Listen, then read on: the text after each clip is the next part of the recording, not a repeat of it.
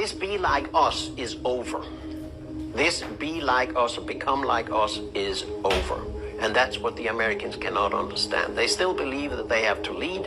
The world must be led by the Americans. And the reason they can't see it and they are in denial is that it's going down.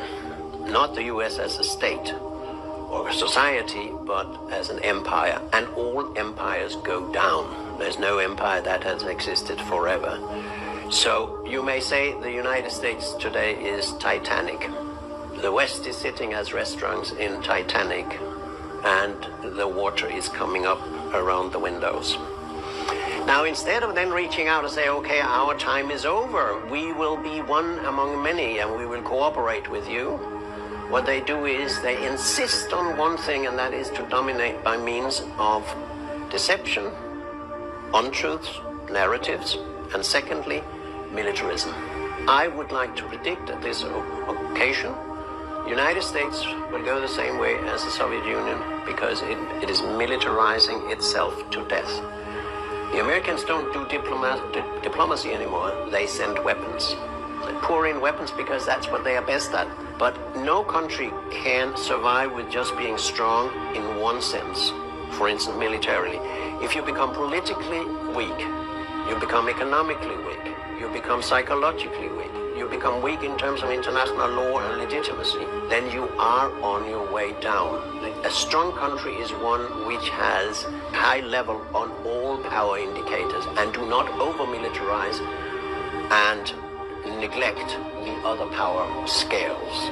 The United States has, you can say, a M.I.M.A.C, Military Industrial Media Academic Complex. These are elites who have common interests with each other, such as producing weapons, selling weapons, using weapons, destroying countries, rebuilding countries again. But they do not have any common interest with the people in their countries. They're outside democratic control, and who said that? President Dwight D. Eisenhower in 1961 or 2 or whenever he made his farewell speech. It's a very famous speech by a man who was a general himself, who said the United States has developed a military-industrial complex. He didn't call it M.I.M.A.C as I do. And we need to put it under control to remain a democracy. What is undermined very, very clearly now is pluralist open media and our democracy in the West, because everything is now geared to warfare and militarism. More. There's nobody who stops to think. There's nobody who stops to think about the long-term consequences of pouring in weapons and never solving the conflicts. You just look at what goes on now in Israel. The country that has so much weaponry already, had nuclear weapons, have had a special agreement with weapons with the United States, $5 billion a year, I don't know for how many years. What is the first reaction in Washington? We must transfer even more weapons to Israel. This is a sick society. It's a sick way of thinking.